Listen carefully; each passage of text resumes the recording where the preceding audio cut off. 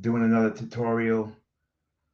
We talked about EQing and vocal compression last time, and you actually didn't get to see the hands-on about how it actually works. So I'll have some guest speakers come on tonight and people that taught me the tricks that I know. Gregor from Studio One, as you know, I use Studio One. That's what I use. Other people use Fruity Loops or whatever they use. They use uh, BandLab. Some people use, but these tricks that I'm going to show you can be used in any DAW as long as you have the right tools for it. So it is very important to learn how to compress. It's very important to learn how to use a limiter when you are mixing down music and your stuff is over distorted. You need to put a limiter on there. And a limiter, what it does exactly what it says. It limits your levels. So you don't want your level to go over. I try to keep mine at 12 decibels or under. You go over that, you can go slightly over 12 decibels. But when you go into the 13 decibel range, that's when you're going to start getting your distortions, right? Okay, so this tutorial, Gregor, he works for the company of Studio One, and that's where I get my training from to use Studio One. I'm going to let Gregor talk to you about how to use studio compression. So let me bring Gregor on here and go Gregor. Hey guys, and welcome back to Studio One with me, Gregor. Today I want to talk about a topic that most, if not all, music producers are going to run into at some point, and that is clipping. So what is clipping exactly? You might have seen this clipping message when you're exporting something like your song from Studio One, or you might have seen the red clip light go off in your mixer. But what does that mean exactly? Well, clipping means that in the conversion process from digital back to the analog output, like your speakers, there's a level being pushed that's too much for the converter to handle. And you might not hear that too well in a studio environment where you have really nice converters with good headroom. But if you're suddenly listening back to your mix on Mama's kitchen radio, for instance, or on Bluetooth speakers, or in your car stereo, then suddenly you're aware of all of these problems like distortion, just artifacts, things not sounding as good as they used to, that you weren't previously aware of. And to fix that, we have to mix down our songs without any clipping, ideally. And that is often easier said than done, because sometimes that seems to entail readjusting all of these level faders that we've spent so much time on. And none of that is necessary because we have a beautifully transparent brick wall limiter inside of Studio One that gets rid of all of the clipping without sacrificing sonic quality. So that's what I want to show you today. I'm currently working on this mix here for a client, and this is what it's sounding like so far.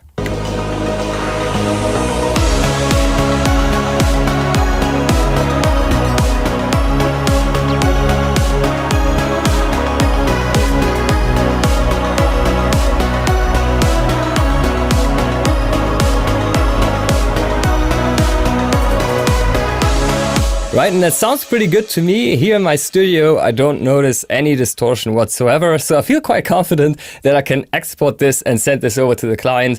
Let's say I'm just taking a small snippet of this by simply holding my mouse here to the top corner of the transport bar.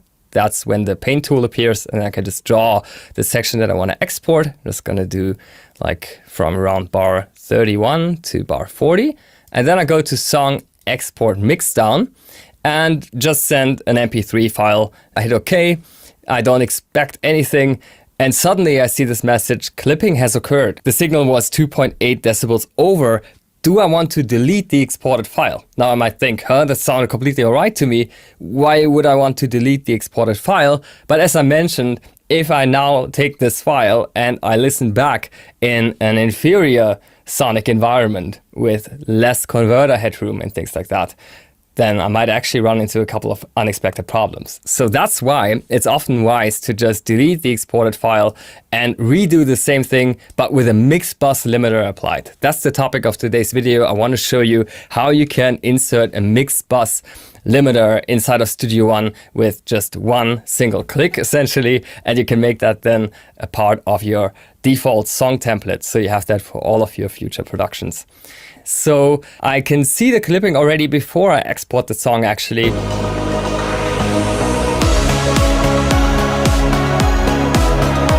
By simply taking a look at these red lights here, both in the master as well as the listen bus, which is just for my monitoring here. And the easiest way to deal with that, as I said, is just applying a mixed bus limiter with a very transparent setting, so it doesn't really change anything about the sound. It just gets rid of that nasty clipping.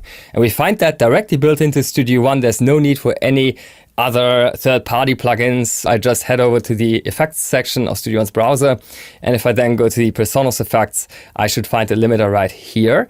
Now, if I click that, I can actually just drag a preset directly into my song. And my favorite is the -1 dB limiting preset, because that gets rid of all clipping without sacrificing too much level.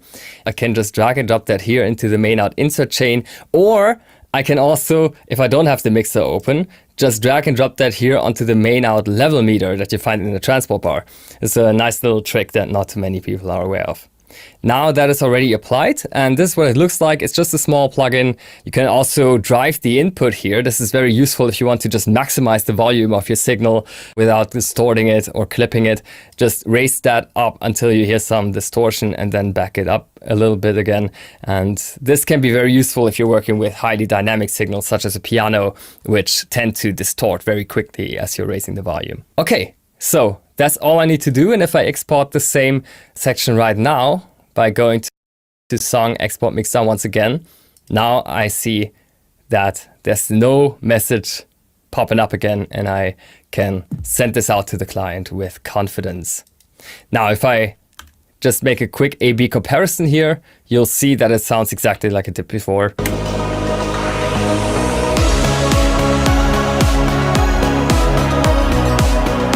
But we got rid of all of these red warning lights here of all the clipping that might have come to bite us later down the line.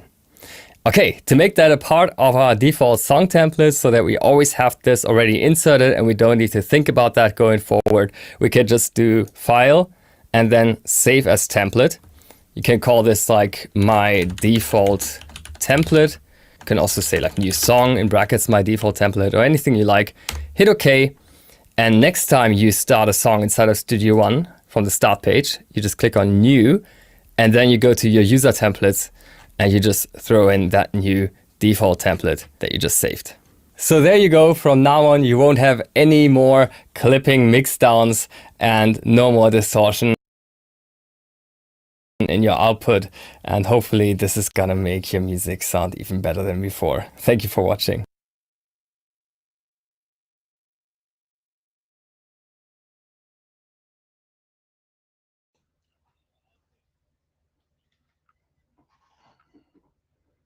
All right. All right. That was Gregor. Gregor explained to you how to make it so you're not clipping and give you a better mix. So I'm glad to have brought that to you. So without further ado, there is other techniques. People want to know how to use certain vocal techniques, how to add reverb and stuff. There's a lot of people that add way too much reverb on their track, on their vocals, to the point where you can't understand what the vocals are saying. The way I think of things is, if you are a good singer, technically you don't need reverb. Will the reverb sweeten how you sound? Absolutely. It'll give you that little bit of nice sounding edge on your voice. And people that use a lot of reverb to smother their voice, I don't know if it's a confidence thing where they feel as though they can't sing very well, and then they put an extraordinary amount of reverb on their vocals, and as the listener and the consumer, we can't understand what the hell you're singing. We may get one or two words out of you, but that's about it. So you don't need to do a lot of reverb and stuff like this. I'm going to show you a trick that I learned, and I use this trick on every recording session that I use. I use this vocal trick that you can put reverb and delay on a bus channel. You want to know what a bus channel is. A bus channel sounds exactly what it is. Bus.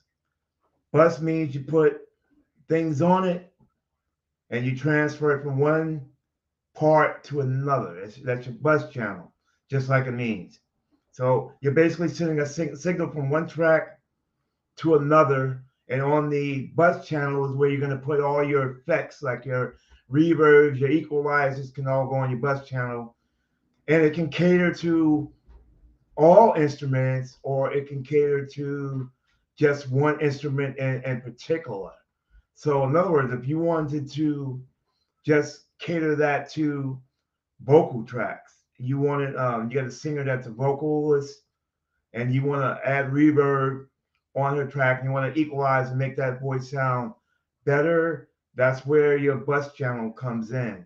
So let me get somebody to visually explain to you how you use a bus channel, and the very vocal trick that I use on every session. You're going to see that right now. Have you ever wondered how artists like Miley Cyrus, The Weeknd or Dua Lipa get their vocals to sound so clear, clean and lush? What's the magical formula? What's the secret trick they're using on vocals? Knowing this could completely change your mixes forever. Well, let me show you how. So The Weeknd is known for having a ton of effects all over the vocals, but if you have loads of effects over the vocals, as in a reverb and delay over the vocals, it all sounds really washy, a little bit like this. We're falling in and out of love, in and out of love. So all you're hearing is you can't get your head away from the vocals, it's not clear enough, and you can't hear the backing track because all you're hearing is just this massive reverb wash. The way around this is to first send the vocal to a bus. So what we're going to do, we're going to have a reverb on one bus and we're going to have the delay on the second bus. So bus 1 has the Valhalla set up on it, which is my selected reverb of choice for this vocal. And then on the second bus, I have a delay, which is set up in a similar way to this. After these on this bus, I want to put a compressor. So what I'm doing, I'm putting a compressor after the reverb and after the delay. And what we're going to do to get it so that it's not washing it with reverb and delay through the whole of the track, we're going to sidechain the compressor that we have to the vocal channel. So as the vocal plays, it will duck the reverb and duck the delay out of the way so that they're not fully on, but they are on a little bit. And then when the vocal then releases, that will release the reverb and delay to show you the effect. It's a really brilliant way of making the track sound super clean, but also have that really over the top, really washy vocal sound. Let me just show you exactly how I've got that running. On the delay, on the second bus, I'm also adding in a little bit more reverb onto that so that it keeps the delay so it's not as dry. Let's turn these compressors on. So when I bring up the compressor, we need to just select the sidechain, which is going to be the vocal here, and then we'll do the same on the delay. So we've got that sidechaining to the vocal too. Now in the setup, I'm using this standard Logic compressor. I'm using the ratios about 7:8 to 1, and then you just adjust the threshold so that you're getting around -5, -8 dB of gain reduction when it's coming through. There's no gain makeup and it's on 100% mix, so that it's basically just ducking that sound by about 8 dB when it comes in and then out again. Now the attack and release times, we're fairly quick, and the release we can keep it a little bit longer so that we can get a really smooth sound to the reverb and the delay, so you don't need to go super quick on that. But again, adjust these settings to ear. Depending on the vocal, depending on the effect, you need to just adjust all of your settings so that you can get a nice sound. I'm merely just showing you the technique that we're using. So when I'm doing that, this is how it sounds. We're falling in and out of love, in and out of love. I'm calling you out, you out. We're falling in and out of love, in and out of love. I'm calling you out, you out. We're falling in and out of love, in and out of love. I'm calling you out, you out. So as you can hear, it makes the vocal really tight and you still get a really lush sound coming from the vocal. You need to adjust the vocal just to get those levels right. But if you want to take this to another advanced step, if you want to go that one step further, then check out the video I did last week where I was showing you a reverse sidechain EQ trick. You could add that to the aux on here for an amazing effect, and that will really super hype your mixes. So check that out. Last week's video on the EQ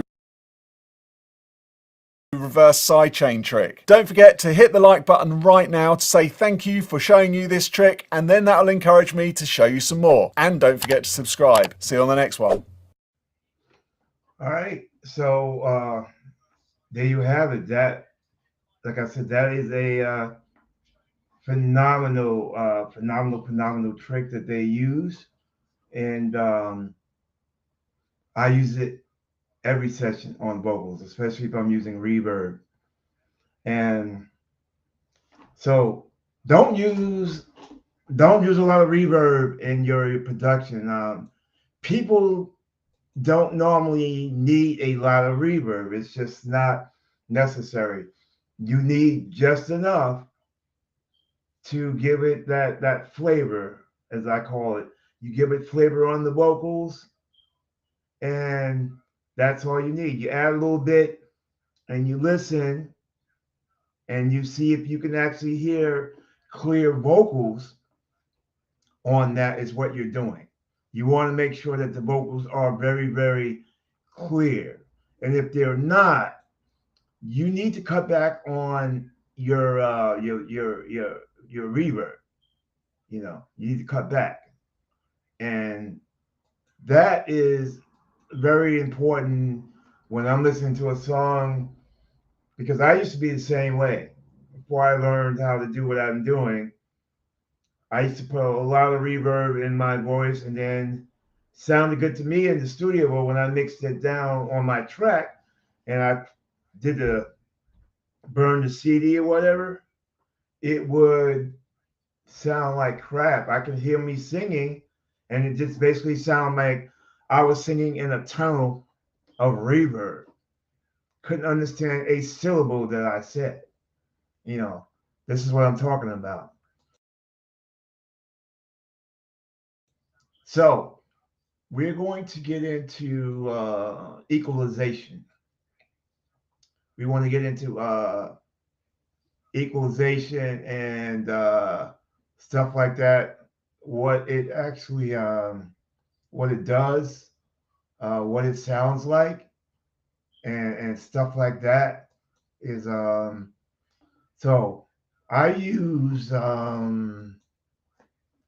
something called Fab Filter Pro Q3. Fab Filter Pro Q3 is excellent. It is an excellent EQ, and I swear by it. I mean, I swear by Pro Q3 because it is a dynamic equalizer where you can take certain sections of the song, you can isolate it, and upon isolating it, you can just make it dynamic, and you can find where transient parts is parts that you need more bass or less bass. Uh, Fab Filter will actually let you do that. So I'm going to do next a tutorial on how to use Fab Pro 3. If you do not have Fab Pro 3, get it. It is a wonderful, wonderful program plugin, and I can't stress enough how it is an essential tool to add to your arsenal. I mean, whatever DAW you're using, it works, and whatever DAW you're using. So once you see what I'm about to show you, again, tonight I'm showing you tricks that I use in the studio. When people ask me how I mix and get my stuff as good as I get it, I'm about to show you how, some of my tricks. And as I said in an earlier video, I can show you some of the tricks that I do. Whether you can actually produce what I do and redo it, that's another nutshell in itself.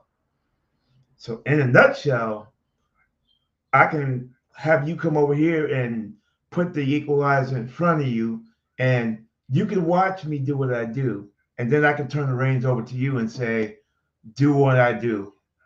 Watch me do what I do, and you do as I do and what I do. Can you do it? Probably not, because I've had a lot of training. I'm not new kid on the block, so to speak. So having said that, let's get on with your next part of the training. I want to show you exactly how Fab Filter works. Is what I want to do. And this is, like I said, this is a plugin that you are going to want. So let me shut up and let you see exactly what this amazing plugin does. All right, here we go. Hi, and welcome to this introduction to Pro Q3, the latest stage in the evolution of FabFilter's famous EQ plugin. Pro Q3 adds some major new features, such as dynamic EQ, refinements to existing features, such as frequency tooltips when using spectrum grab, and per-band stereo channel selection.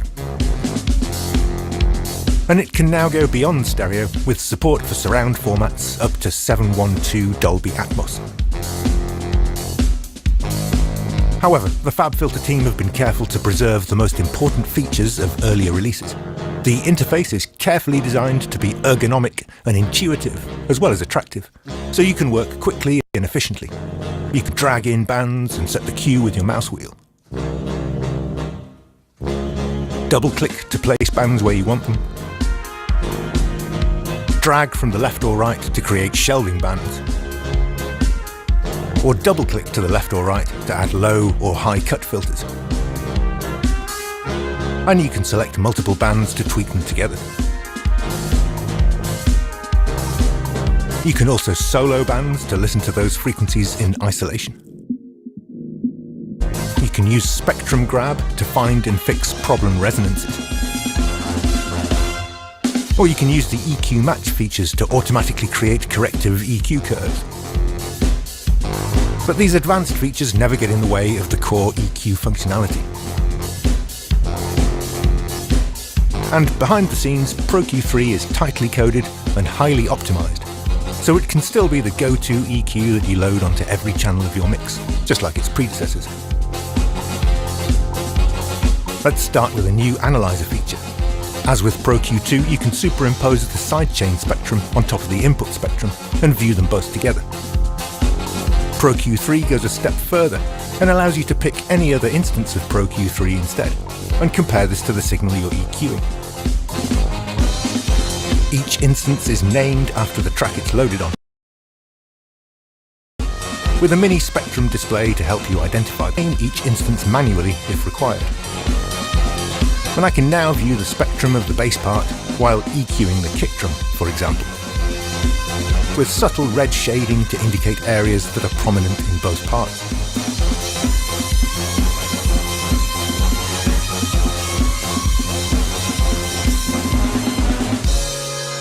Pro Q3 has always been able to do mid-side EQ, but Pro Q3 now allows you to set this per band, so you can EQ the mid or the side with one band, while other bands in the same instance can be set to just the left or right channel. Of course, the channel options are more complex when working in surround formats.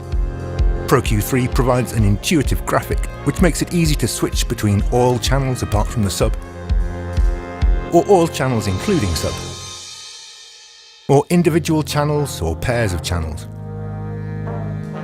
This setup also allows you to target just the left or right channel within a stereo pair, or more advanced options such as mid or side for a specific stereo pair, or for all stereo pairs.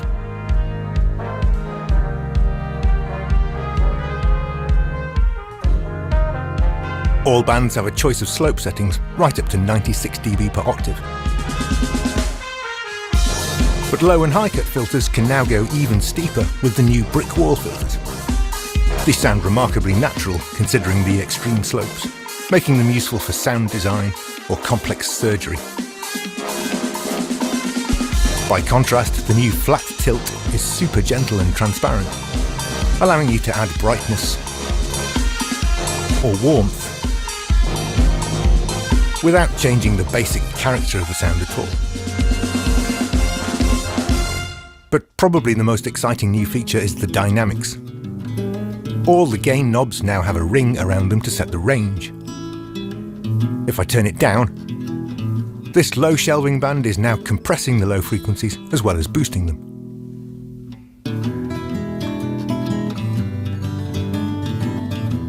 Dynamic bands gain a range handle on the graph, above or below the usual band node, which we can drag up or down to adjust the range.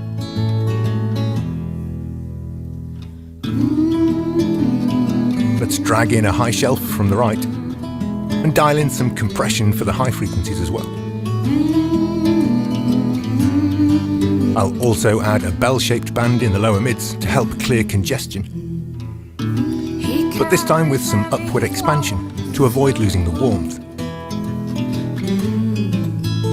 The dynamics algorithm is carefully designed to be a fluid extension of the main EQ functions, so attack, release and threshold are set automatically, and all you need to do is dial in the range. The clever FabFilter algorithms under the hood ensure that in most cases it will just work without fuss and do exactly what you want. He was driving down the road.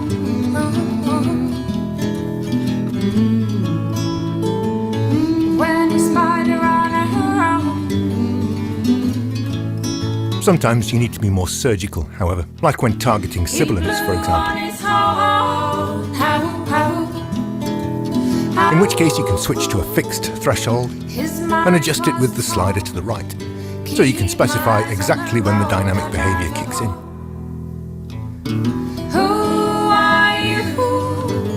Over to the left we have buttons to clear dynamic behavior, or to disable the dynamics so you can compare with the static version. Alternatively, you can use the band menu to enable or disable dynamics, or to change the shape, slope or stereo placement, or even to invert gains, which also inverts any dynamic behavior for the selected band. Notice that enabling dynamics doesn't change any of the other characteristics of the EQ. The shapes remain true to the analog models, with no cramping near Nyquist. And we can still choose from slope settings all the way up to 96 dB per octave. We can still set different channels for each band, so I could set the lower bands to process just the mid channel, and split the higher bands to create independent bands for left and right channels, and also independent dynamic behavior.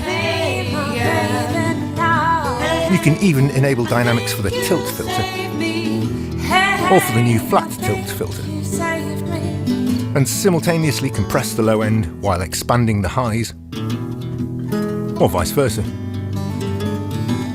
And it will all work fine in natural phase and linear phase modes, as well as zero latency. As before, you can choose from a range of different interface sizes, or you can run full screen mode. You can access the manual via the help menu, or you can enable context-sensitive help hints when you hover over a control. That's all for now. Thanks for watching.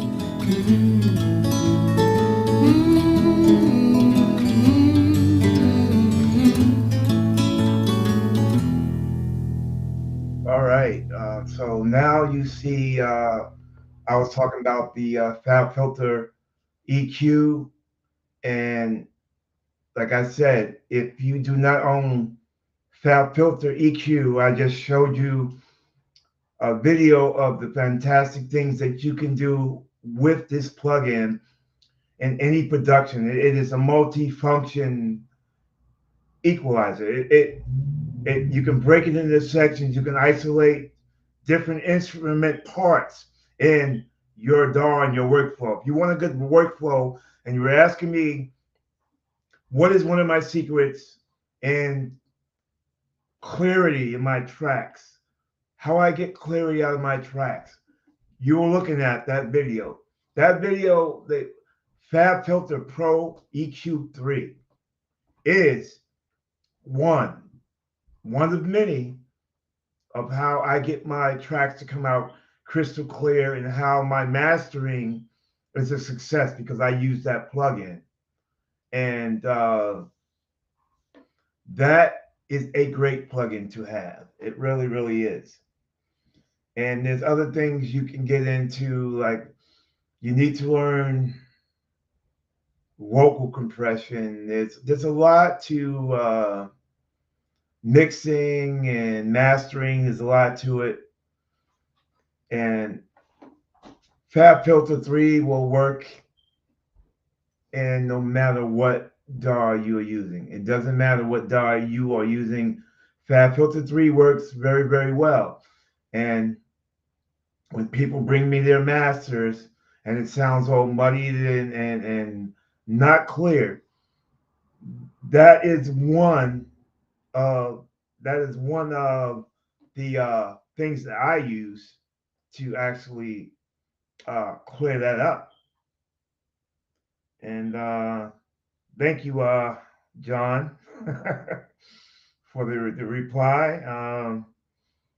I'm glad you're watching my instructional video on how to master some tracks. And we went over how to use buses, bus channels, and what bus channels are actually doing. We went over that you can put bus channels on for whatever you want to equalize, whether it is vocals, whether it's drums, keyboards, bass, it doesn't matter. You can put a bus channel on it, and what the bus channel will do is it will separate your equalizer. So in other words, if I just want to equalize vocals, but I don't want to equalize the whole entire track, I will put a buzz channel just for that vocal, and I'll have the buzz just equalize the vocal. If I want it just for the drums in the song, I'll put a buzz on the drums, and I will equalize the drums to give it a certain sound. So that's very important to learn how to use buses. And the bus is just like it sounds. You got this area here, put a plug-in on it. It moves your signal from one area to another. That's why they call it a bus. You get on the bus and you move it one area to another. So people that are using that reverb, remember, do not flood your song with reverb. I just showed you a technique in the video that I just played, how it's amazing how it works. I'm still trying to figure out how this trick works, but it works very exceptionally well. How you're able to put a Valhalla reverb and a Valhalla delay on a bus and have those vocals duck under it until the end and then pop the reverb out. That is truly amazing how that is done to get your clear vocals. It's very amazing. So let me know if you need help with doing any of this stuff. You can put your questions if you're watching live. You can ask me questions, and I will answer it. I'm not going to even say I'll try to answer it. I will answer it because I am very, very knowledgeable on what I'm talking about. So I am confident I can answer whatever question you have about whatever problem you have, whether it's EQing, vocal ducking, softwares to use, compression. I know all the tricks because this is what I do. It's what I do for a living. It is my business as a studio technician to know these things. And I listen to a lot of mixes, and it'll sound good in the studio, or so you would think.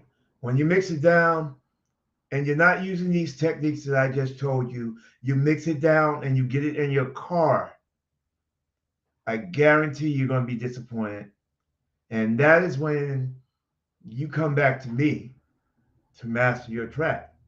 Now, I just gave you not one secret tonight. I gave you 3 of my secrets tonight.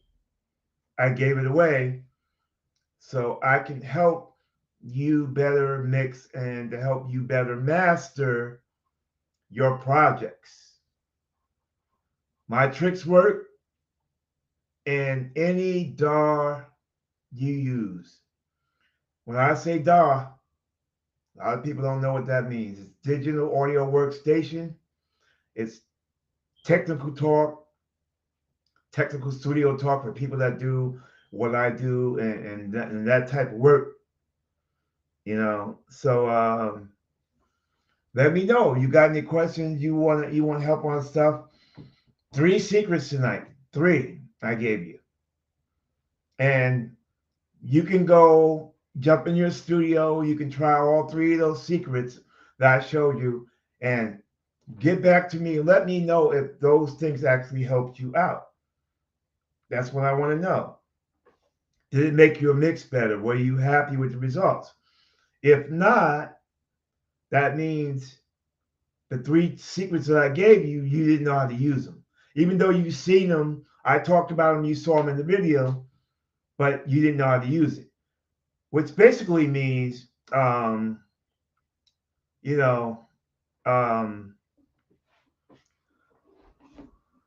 basically means you can have your toys and not know how to use them.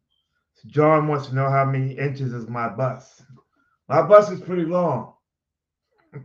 I don't drive the short bus. I drive the long bus because I'm in this for the long haul. I'm in this for the long haul. And, we could probably do a tutorial on how to use Mixbus or how to use or we can a lot of people don't know how to use compression is an issue. Using compression is a you have to have skills to use compression in Studio One. Let's put it that way. Or you have to have knowledge to use compression in anything that you do. I'll put it that way. So I can show you some techniques in Studio One on how to use compression. And again, it works whatever DAW you're going to use. It works. It just you have to know how to do it, basically. You have to know how to use compression. There's knobs, there's all sorts of things that is involved with being able to use a compressor.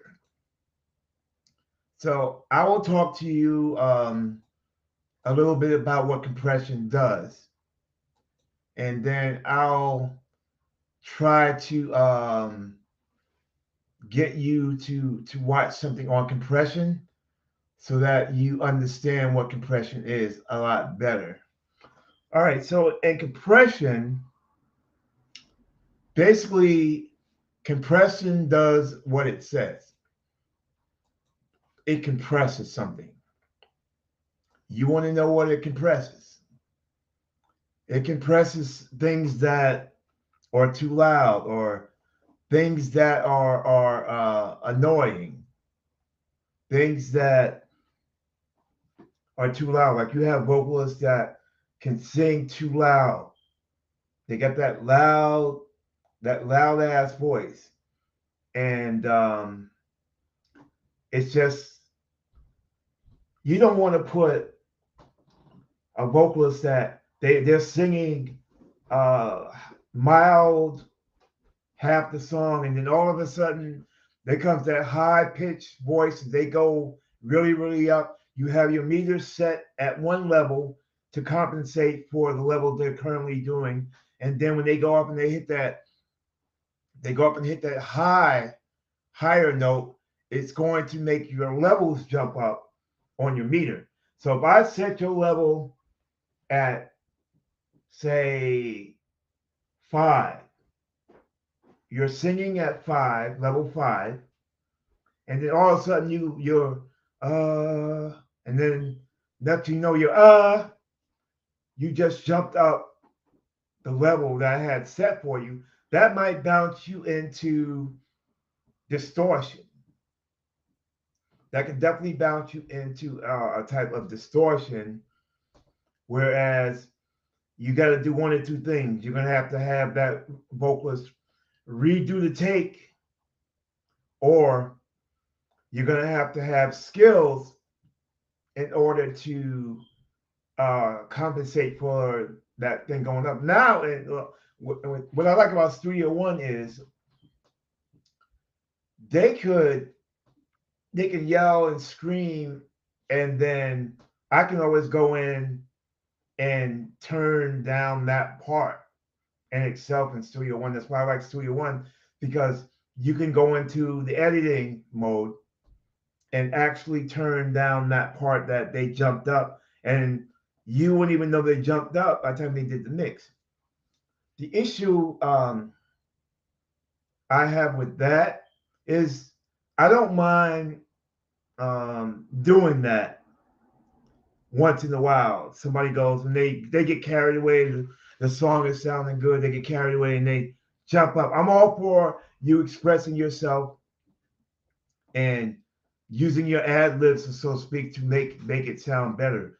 I'm all good for that. But if you're one of those people that are constantly doing it and I constantly have to worry about it, that's where your compressor comes in. So you put a compressor on their channel, and with a compressor's on their channel, they can sing as loud as they want. It's not going to run up my dB gains.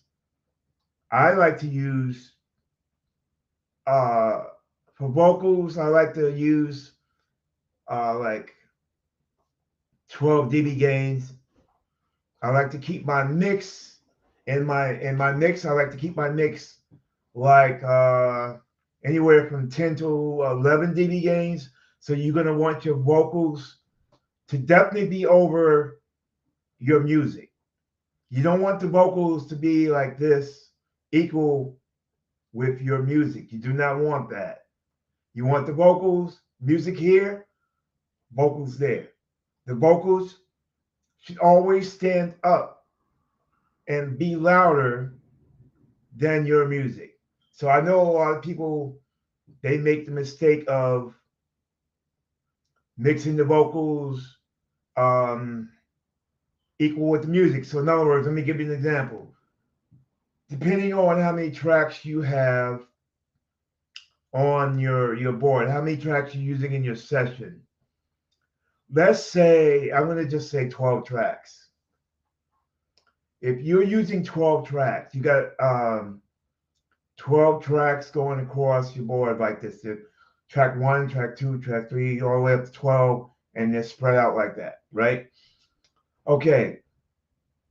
What people will do, where people make their mistake, when they're playing back and they're trying to do a mix down, or they're trying to get a master, they put, if the level goes up to 10, they'll just say level goes to 10. They'll put the drums at 10, bass at 10, keys at 10, guitar at 10. Any extra things they'll put at 10. So if you're doing that, you've already failed your mastering test. You cannot put everything at an equal level because everything in your mix is not equal. Your drums is louder than your vocals. Your keys are louder than your vocals. You can't have an even mix like this. It's either going to be like this or it's going to be like that. Something's got to go up, something's got to go down. And that is when I showed you the Fab Filter. That's why I showed you that Fab Filter vocal, because Fab Filter allows you to not only pick your certain frequencies, but it allows you to also pick areas that you want to actually do things with. So let's give you a little bit of training on compression, because compression is very essential. Like if you have something annoying in your mix, if the vocals are too annoying and it's too high, she keeps going up or he keeps going up in that song, you're going to want a compressor. So I'm going to let you see how compressor works. So having said that, let's watch how compressor works right here. This is the Studio One compressor, and if you're not familiar with what controls such as threshold, ratio, attack, and release are all about, then that probably means that you're new to compression in general. And don't worry, I'm going to be explaining all of these concepts to you so that you don't just understand how to use this compressor, but you'll have an understanding of how to use compression in general. Now, if you're here for more advanced features such as side chaining or features which are specific to this particular compressor, then I highly recommend that you make use of the chapters feature so that you can skip to the most relevant information for you. Hi folks, I'm Mike and I hope you're well. The main thing to understand about a compressor is what it actually does. Compressors control volume, or how loud something is. Now, some compressors may add color such as saturation, but that's not their primary goal. The Studio One compressor focuses on this primary goal. Now, I like to think of the main controls of a compressor as answers to questions. Yes, you want to turn the volume down, but how much do you want to turn it down by? And how quickly do you want to turn it down? And when do you want to return it back to normal again? And perhaps the most important question, when do you want to turn it down? The question of when to turn the signal down is answered with the threshold control. And you can see as I move the threshold control here that the values are changing just below it in decibels, okay? So we set a value in decibels with the threshold control. So if I set it to roughly minus 20 decibels, as it is at the moment, we are saying when the signal goes over minus 20 decibels, then start to reduce the signal, okay?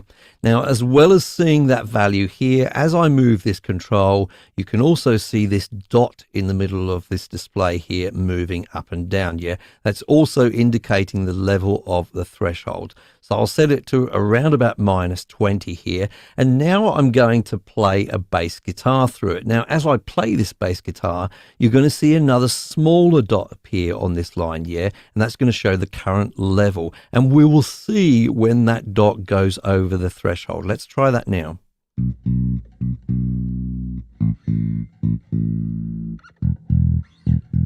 So you can see that the signal of the bass guitar is going over that minus 20 decibels quite a lot of the time, and yet we're still not hearing any compression. And that's because we haven't yet told the compressor how much to turn the signal down by.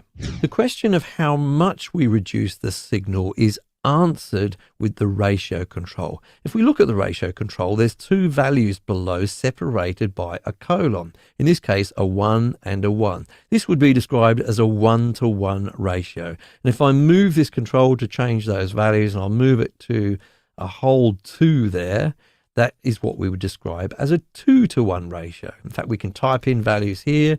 I'll change that to a 4. That would be described as a 4-to-1 ratio.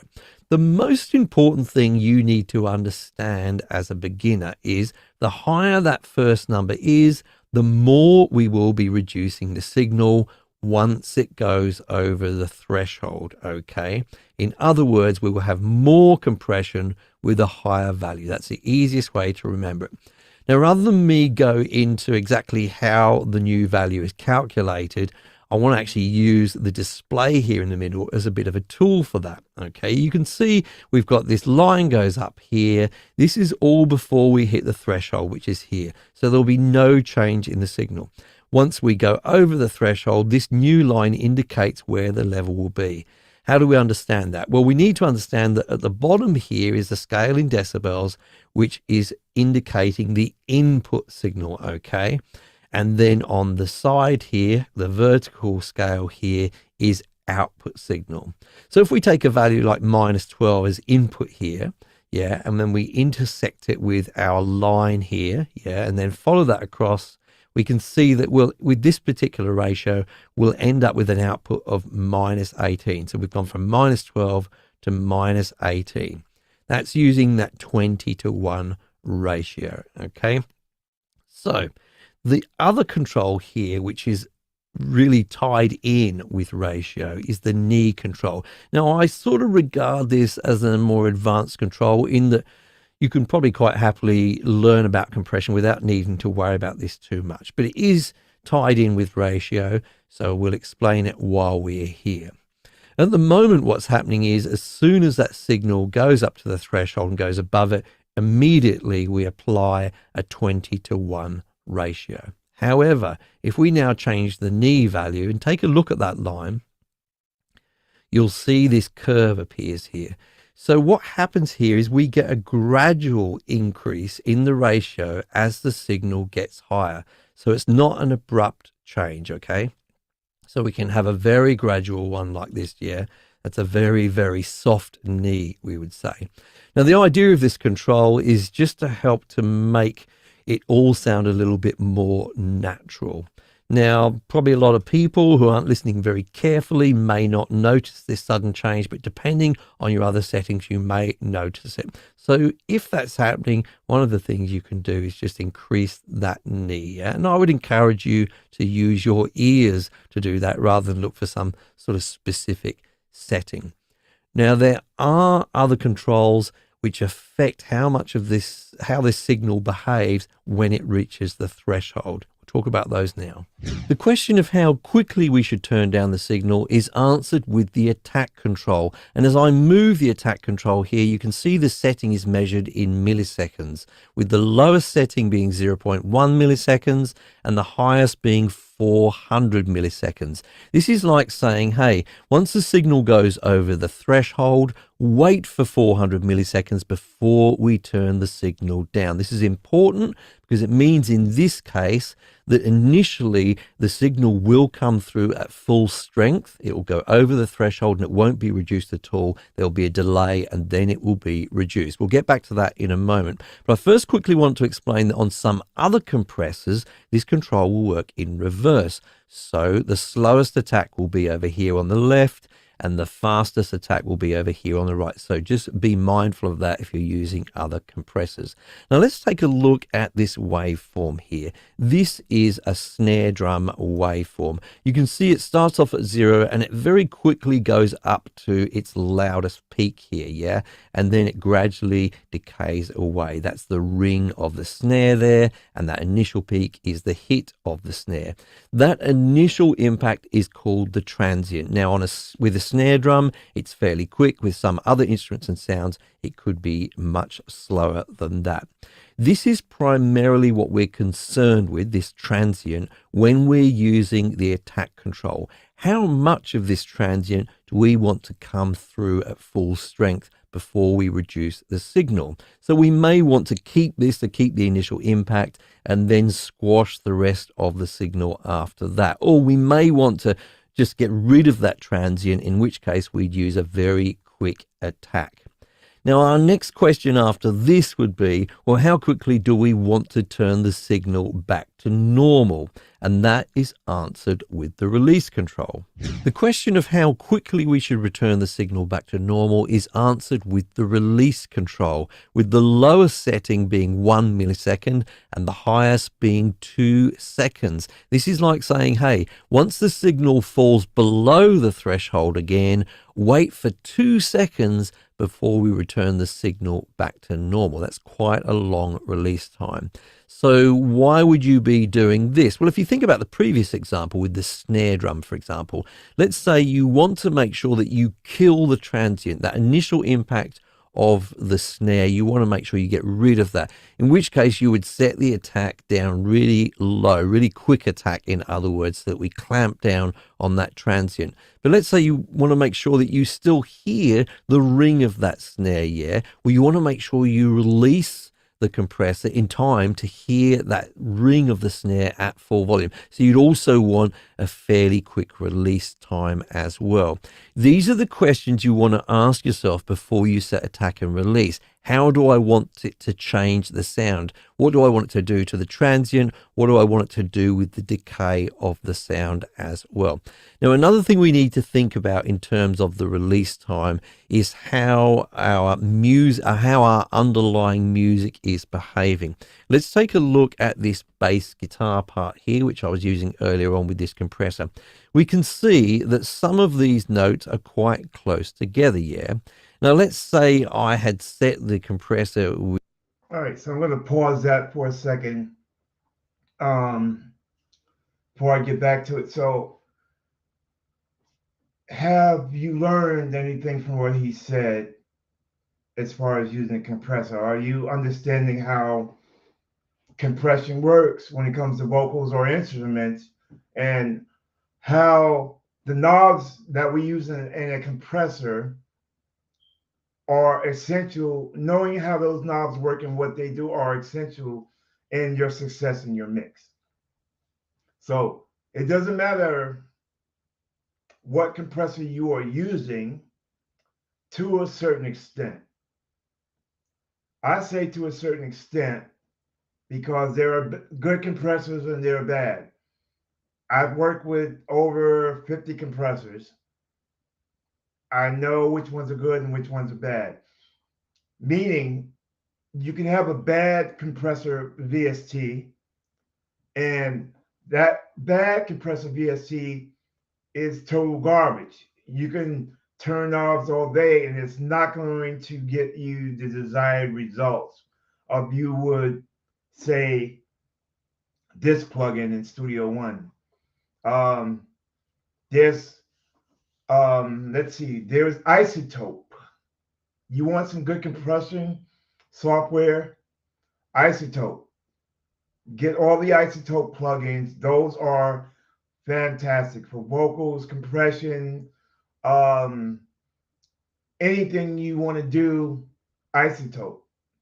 And then there's bad plugins, of which I'm not going to mention the names of these bad plugins, but not all plugins are good to do compression.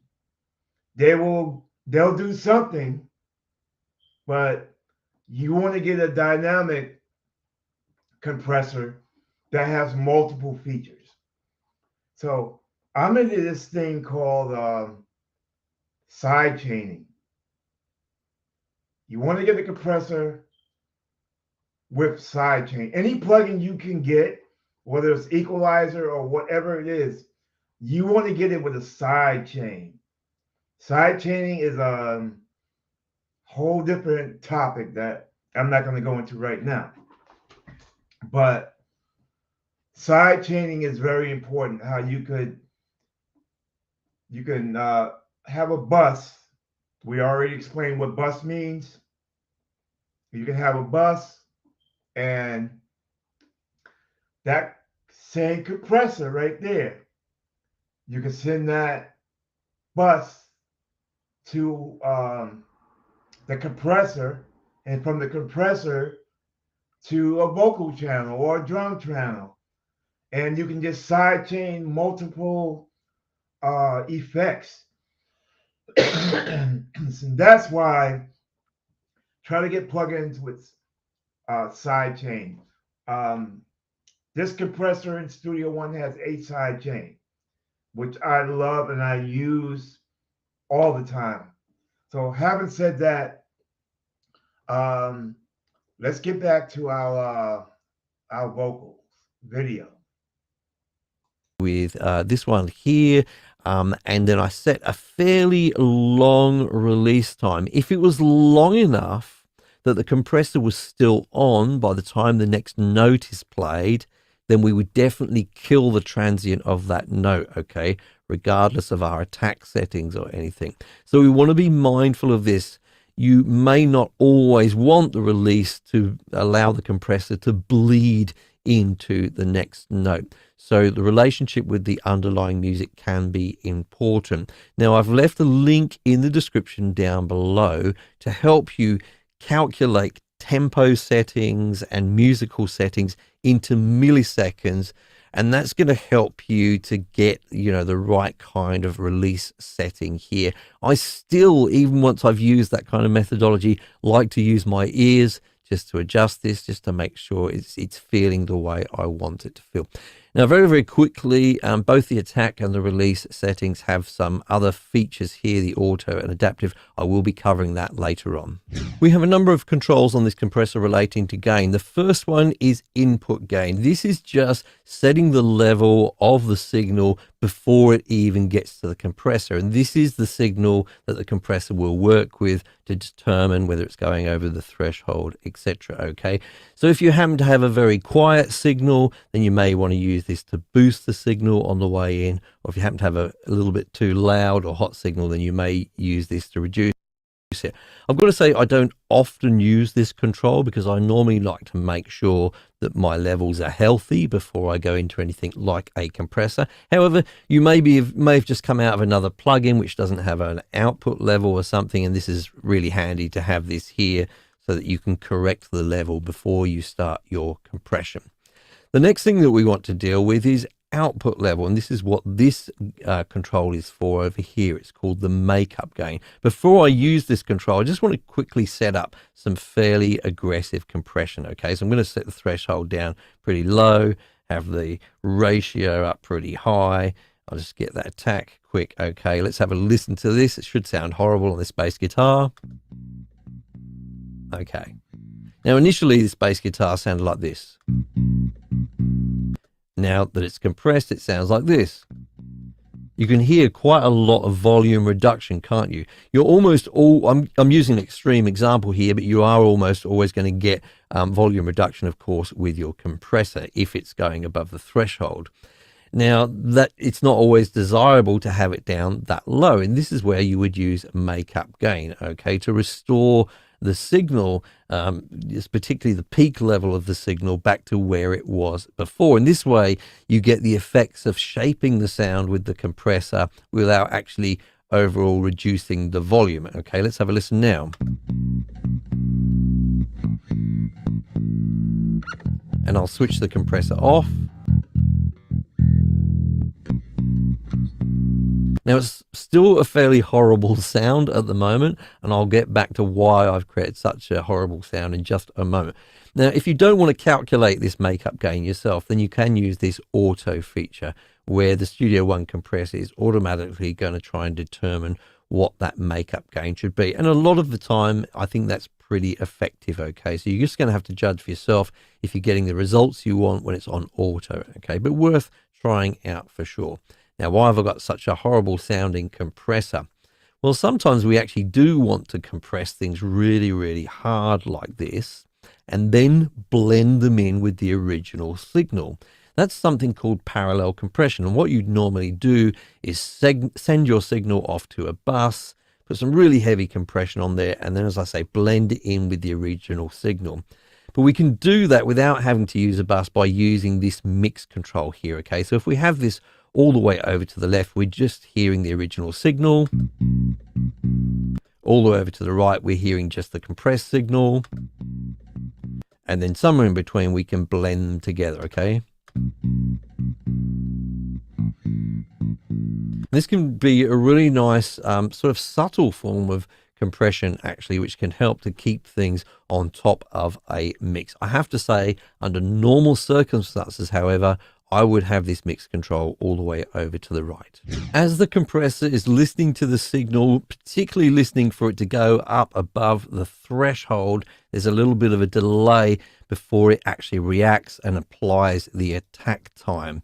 Now, people used to get around this if they wanted an immediate clamp down on the signal by creating, say, a duplicate track, adjusting its timing and using that track to control the compressor. We don't have to do that anymore because this plugin has something called a look ahead feature. We can switch on down here, and this enables the plugin to look 2 milliseconds ahead so that we can apply really quick attack times. Sometimes there can be quite a bit of difference between what the left and the right channels are doing with a stereo signal, and you may want to combine them into a mono signal so that the compressor is just hearing and reacting to a mono signal. And that's what the stereo link button does at the bottom left hand side over here. Now, I just want to make sure you understand, this doesn't mean we will be hearing a mono signal. It means the compressor will be hearing a mono signal, and we'll use that for the purposes of triggering compression.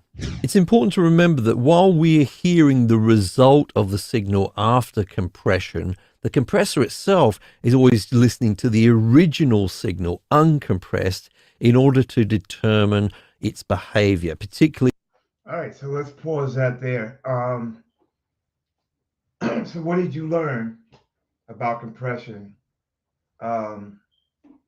So you learned that certain signals are going to come in and there's a level of threshold that you do not want your signal to go over. There's a certain level of threshold you want to keep the signal below. And again, compressions are good for maintaining different instruments or vocals or bass. Like he's using bass, and he's showing you how you can duck that bass with compression to make it sound clearer. Compression, if you don't know how to use it, will make your instrument or vocals sound horrible if you do not know how to use the knobs. That's where technique and compression comes in. So in other words, if I'm using my compressor right, my vocals should sound like the way you hear me speaking. Now, if I'm using the compressor wrong, my vocals should sound like this. You did the compressor wrong. I smothered my voice. You couldn't understand what I said because the knobs on the compressor, as he's showing you, have to be set right. That's where your skill and your technique comes in right there. That separates the men from the mice, the studio technicians from the wannabe studio technicians. Yeah, I went there. Wannabe studio technicians. People that have brought studios, whether it was Garage Band, Band Lab, whatever you got, Garage Band, don't matter. Pro Tools, Fruity Loops, don't matter what you got. If you don't have the technique to execute the plugins, all you're doing is adding plugins to your DAW and your mix, and you're sitting there playing with controls all day trying to get a good mix until what? Until you get a headache because you're not getting the result that you hope to get. Your song is not sounding the way you hope that song would sound because you don't know what you're doing. That is why I'm showing you these techniques and showing you these videos to give you an idea of how to use the tools. And again, it doesn't matter what DAW you're using, it matters what plugin you're using. So, in other words, I'm using Studio One and we're talking about compressors. It doesn't matter what compressor you use in your DAW.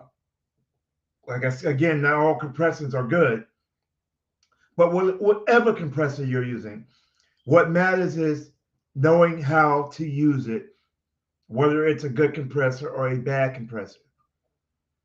And I would try different compressors if I were you.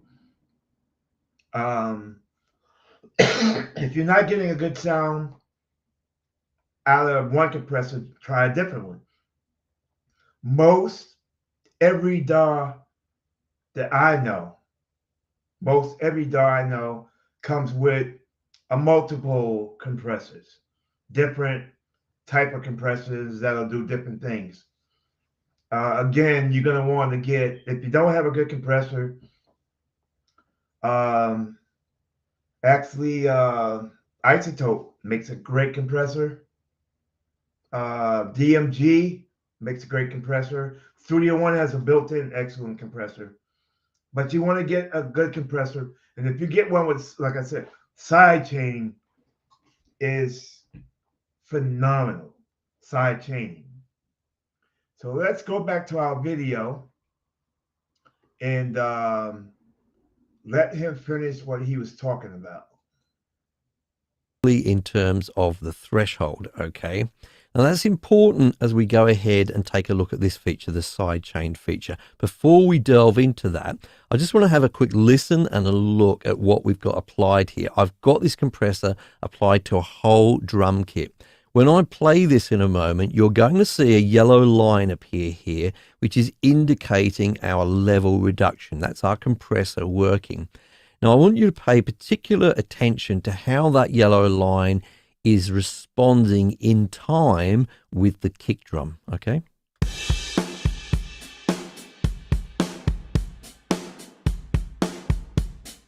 Now, it's hearing and responding to the whole signal, but you can see that it's particularly responding to that kick, okay? And compressors tend to do that. Now, you may not want that to happen, okay? You may feel that kick drum is triggering the compressor too often, okay? And we can filter that out using the filter features here with the internal sidechain. It's the internal sidechain because the material that the compressor is listening to is that original material, the drum kit in this case. So what we can do is switch on the filter feature here. So I'll click on the filter button here. And what I'm going to do is play the drums again, but I'm going to gradually push up this control, the low cut control. This will cut the low frequencies, and we can gradually eliminate the effect of that kick drum on the signal. Let's do it.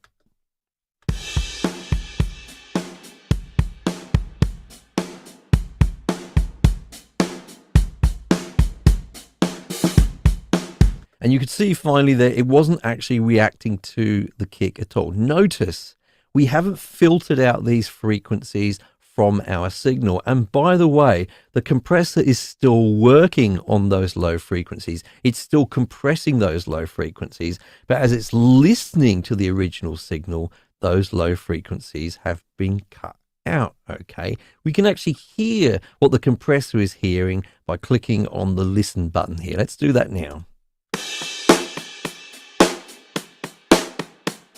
And you can hear there the compressor's not hearing the low frequencies of the kick there. So it's not responding and applying the compression in relationship to those frequencies. Now, this can be quite handy, this listen feature, if you really want to hone in on particular frequencies. We can use both a low cut and a high cut. So for example, I could try and find the snare drum alone, or roughly the snare frequencies. Let's do that now.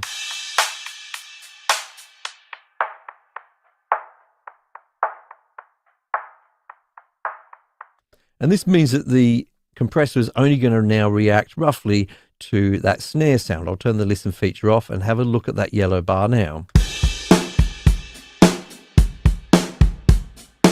Now it's only coming in a little bit there, so you can just about see that it is responding to the snare there. Now let's have a listen again to that snare. What if we wanted to have everything else trigger the compressor, but not the snare or not those kind of middle frequencies? We can just click then on this swap button and that kind of reverses the effect there. Yeah. And that's now what the compressor is listening to. It's listening to some low frequencies, some high frequencies, but it's scooping out a bit in the middle there. Okay. So this is a great way of making sure that particular frequency ranges are not affecting the compressor too much. I mentioned earlier that the compressor is always listening to the original material in order to determine when we're above or below the threshold. Normally that original material is the same as the material that we're actually compressing. However, we can get the compressor to listen to some other material and use that as a trigger for compression on our current material. This is called external sidechain compression. And the most classic example of this is what I'm about to show you now. And that's where we have a bass guitar with a compressor on it, like we do here, but we want to use the signal from the kick drum to trigger this compressor and momentarily lower the level of the bass guitar when the kick drum is playing. That enables the kick drum to kind of punch through the mix. Okay, now I've got this project set up here. You can see I've got my bass guitar here in blue and then all of these purple All right, so hold that thought. That he's about to show you is very important for you to learn. So pay attention. The stuff he just showed you is essential to your mix and using compression. Those techniques he showed you, as a technician, if you want to be successful, you need to know those techniques. So if you've got to run my video back at the end, you missed any part of it, you want to learn, just rewatch this video or fast forward. You know, you can skip video parts that are on the video. Go back to it and learn that. I guarantee you, if you learn that, you are going to have better studio techniques. You're going to have better songs come out. If you're working with clients, you're going to have better successful clients and happy clients that you can make their song good. You have to learn your equalization. I showed you a video on that. You gotta have basically compression techniques. You need those are very, very two essential things that you need. So he's about to get deep in something that is not easy to do unless you have training. So let's go ahead and do that. Channels are drums, and I have my kick drum right here. Let's just have a quick listen so we know what we're dealing with.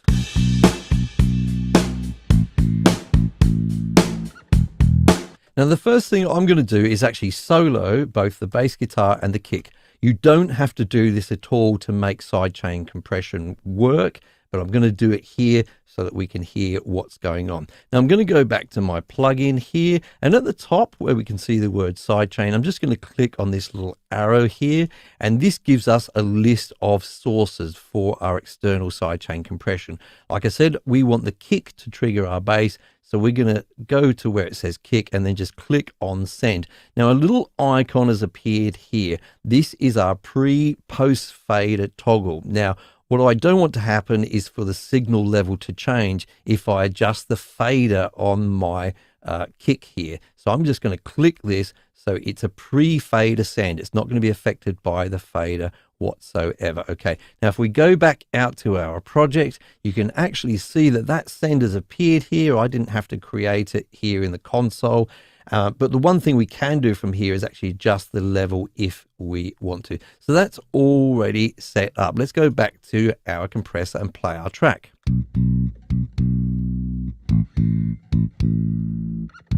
Now we can see the activity with that small blue dot there from the kick drum here, but we're not getting any compression yet because the threshold isn't low enough. So let's lower that to begin with.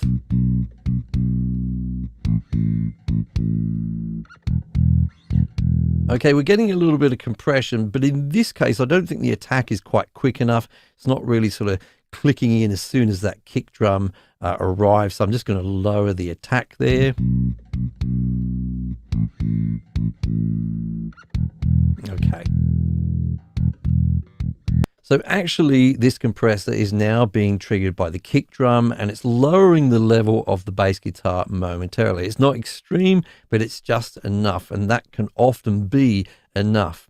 Now we can actually still use these filters down here as we did with the internal sidechain. So if I click on the filter button here, we can actually filter out certain frequencies in terms of what the compressor is listening to. And remember, it's listening to the kick, okay? And in fact, if we click on the listen button and play this now,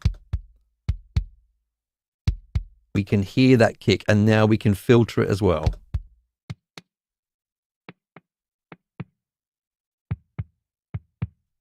And that is external sidechain compression. I just want to quickly explain a couple of buttons that we skipped over earlier, and that's in the envelope section here, okay? That's the auto and adaptive button.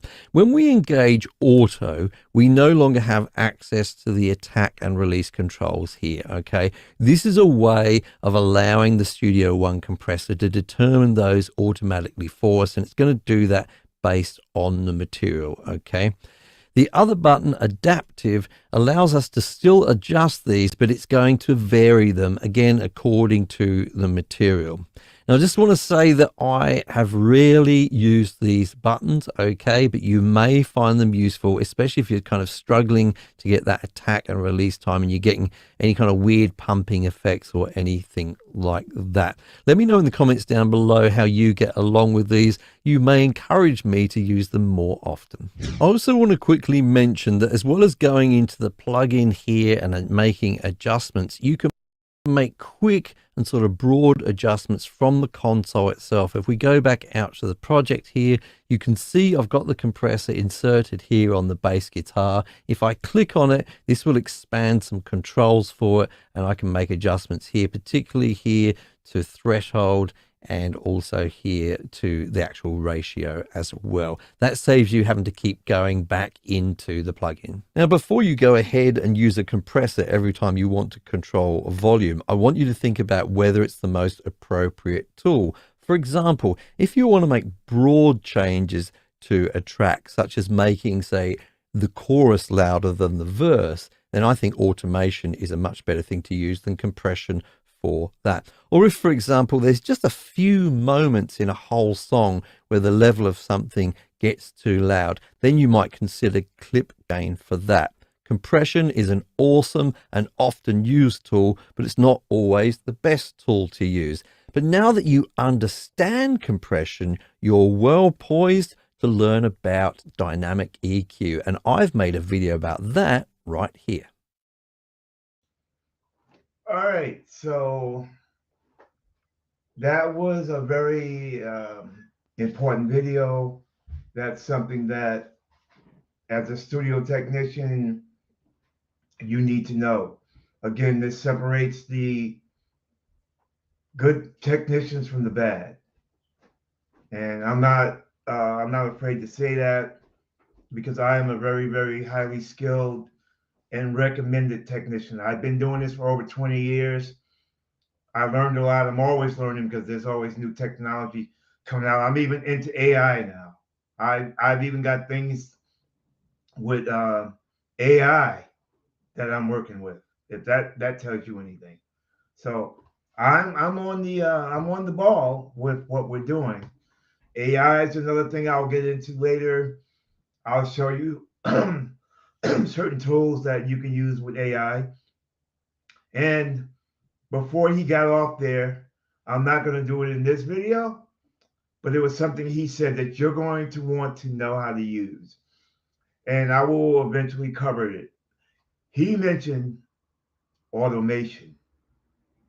I know John was listening to this, if he's still listening, and I mentioned a while back, I mentioned automation to John. And I was telling him how wonderful automation is. So I'm not going to cover it in this video, but automation, I'll just give you a brief description, but I'm not going to go into depth about what you use and how to use it. I'm going to save that for another video, but I'll just give you a brief description of what automation can do. So back in the day, when we wanted to do a remix, we normally would have you were back when I started out, we used 8-track tapes, we used cassette tapes or something, and we would mix our song to the cassette tape or whatever, and then you have your normal song, and then you wanted a song that was, let's say, the middle of that song, you wanted to drop the drum beat out and just have everything else play except for the drum beat, and you would remix it that way onto the tape, and that would be another mix, and so forth and so on. You experiment with all these mixes and mix them to a tape. And then DAT machines came out, digital DATs. Those of you who've been around know what I'm talking about. I have one still here from the 80s, and it still works. Little tiny little tapes like this, digital DATs.